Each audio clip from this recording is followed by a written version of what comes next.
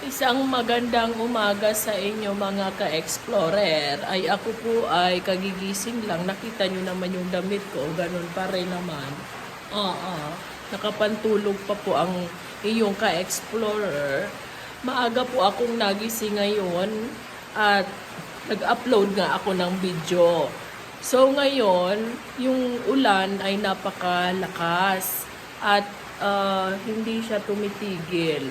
Oo, tingnan nyo sa CCTV namin. Teka lang. Ayan, tingnan nyo sa CCTV, mga ka-explorer. Ang lakas ng ulan sa labas. Oh, ayan. Ganyan kalakas. Nag-umaga po daw yung ulan. Hindi ko man namalayan kasi ako'y tulog na tulog. Pagising ko ay malakas yung ulan. Madilim pa po sa labas kaya hindi pa po ako nagbubukas ng pintuan dahil baka may pumasok. Takot pa naman tayo sa mga aswang-aswang na yan. So ayun, abang-abang tayo sa suspension ng classes dahil kapag ganitong nag-uumaga at malakas ang ulan ay nagsususpend talaga ang aming mayor para for the safety of course of our dear learners. Pero hindi naman ibig sabihin nun wala nang gagawin yung mga bata kundi modular classes po sila. So ayun na, suspended nga po talaga yung klase. Nag-message ako sa kaibigan ko kung meron na bang suspension na post dahil palagi akong naka-YouTube, hindi na ako nagpi-Facebook. Minsan na lang kapag may ipopost ako. So nag-browse yung kaibigan ko. Shout out sa you, Vince. Shout out sa you, Vince. Thank you sa info. Nag-suspend na nga si Mayor ng klase dahil nga sa mag-umagang ulan dito sa aming lugar. Para naman ligtas ang lahat ng papasok sa school. So ngayon, kapag suspended ang klase, tingnan nyo kung anong ginagawa ni Explorer Denden. So mamaya na lang tayo dahil kagigising ko lang at syempre, kahit suspended, naliligo tayo. Pero yung boses ko kasi ngayon ganito, baka mamaya, di ko alam, bahala na, basta ay tingnan na lang ninyo kung ano ang aking gagawin ngayong araw na ito. Opo, sige po. See you! So ayan mga ka-explorer, malakas talaga ang ulan. Tingnan nyo, basang-basa ang aming, ang lupa. At ayan, tingnan nyo ang buhos ng ulan. At madilim pa rin ang langit. At halata namang malakas din pati hangin kasi pumasok dito sa aming bahay ang tubig. Ayan. So, pasensya na po kayo sa aking boses dahil ganito po talaga ay namalat na, napaos na po ako. Ang sakit-sakit na nga po ng lalamunan ko. Ang kaso lang kailangan nating mag-content para sa ating ekonomiya. So ayan. Ayan po ang ating weather for today. Maulan at malakas, ay hindi naman masyadong malakas. Pero mabuti na mag-ingat at dito lang tayo sa loob ng bahay. Dito lang para maglinis. So, ayan, tingnan nyo kung anong ginagawa namin. Ayan, tingnan nyo naman ang aking kaibigan na si Paring Ruel. Yan ang aking pinapanood. Ang peg. So, ayan si Eman. Ayan si Emma, nakahiga pa rin. Tapos, dito, magmamap ako siguro at liligpit-ligpit, maglilinis-linis habang mayroong panahon. Inuubo ako kagabi. Hindi ako nakatulog ng maayos. So, mamaya siguro po ay magpapahinga po ako. Oo, kung hindi ako istorbohin naman ng aking dalawang best friend.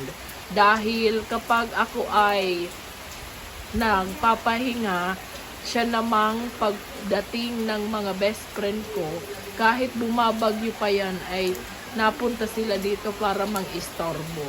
Oo, kaya yan ang gate na yan ay nakabukas lang dahil anytime ay pwede silang pumasok. Hindi yan nakalock. Oo. Gusto ko rin naman na napupunta sila dito dahil nakakalungkot. Oo, dahil sa mga oras na ito po ay nakaalis na ang aking asawa. Hinatid ko na po siya kanina sa airport. At hindi po tayo nakapag-vlog gawa ng paiyak-iyak ang inyong ka-explorer. Akala mo naman kung saan pupunta, eh malapit lang naman. Pwede ko namang puntahan. So ayun, nagpaalam muna sa isa't isa. So ngayon ay sasanayin ulit ang sarili na wala ang asawa. Kagaya nito, o maulan, mga ka-explorer, syempre nakakamiss. Walang pahag. Oo. Hayaan nyo, nasanay naman po talaga ako na wala siya. So, ayun. Ganito lang po talaga ang aking ginagawa. May maglilinis na muna po ako. Ayan na, nakaabang na po yung map. Lilinis po muna ako. Sige po. Ayan, mga explorer, ay stress na naman po ang inang nyo, gawa ng parang swimming pool na naman dito sa aming bahay. Ayan, ay libreng falls dito. Ayan.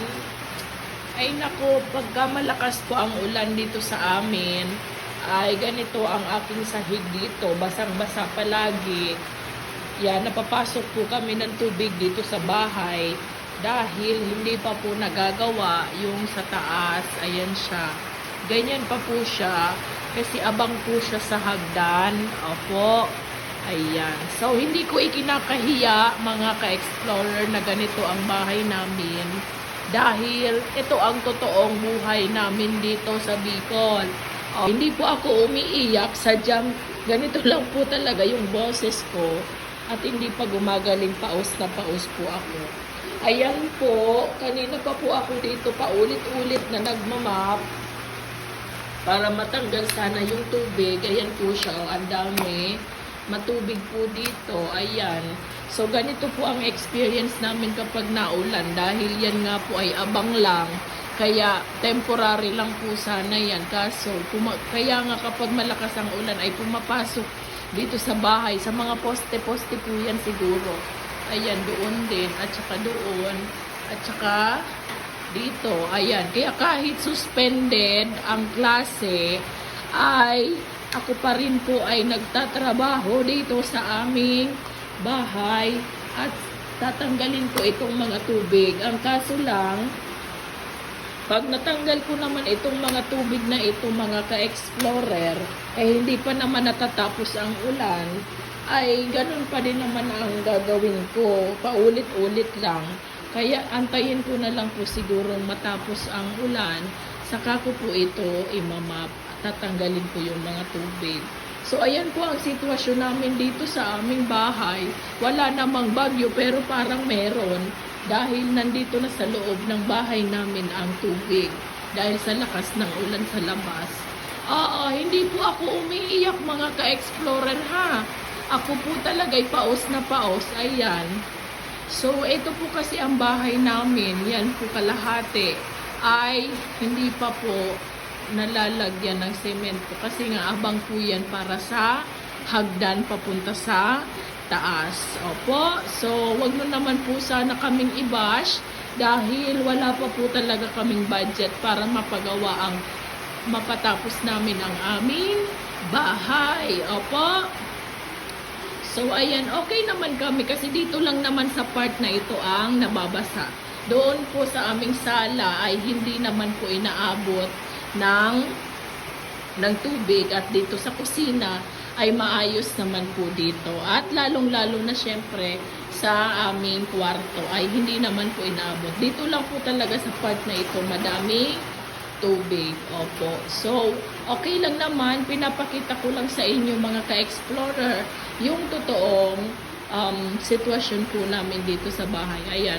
So, yan na pader na yan. Kaya yan medyo naninilaw-nilaw na dahil nga yung tubig ay bumubuhos dyan na parang mga waterfalls. Opo. Pati yan dito. Di nga lang dito masyado nakikita dahil itim yung wall. Ayan mga ka-explorer, ngayon alam na po ninyo. Kaya palagi akong busy dito sa aming bahay, lalo na kapag maulan. Opo. So, yan lang po. Maraming salamat. And pasensya na po at nakita pa ninyo yung itong pinakita ko sa inyo. Opo. So, okay lang yan. Okay lang naman po yan. Hindi naman ako nalulungkot kasi ganun pagka nangyayari lang naman po yan kapag maulan dito sa amin. Opo. So, stay positive pa din na matatapos itong bahay namin. Ima-manifest ko. Manifest natin lahat na matatapos itong bahay namin. So, ayun po. Maraming salamat. At have a good day, everyone. Ayan mga ka-explorer, katatapos ko lang po mag-map at nagbabalak po sana akong pumunta ng market. Ang kaso lang ay parang ayaw ako payagan ng panahon. So, magluluto na po muna ako at medyo masama din ang aking pakiramdam ngayong araw na ito. Di po ba halata sa aking boses?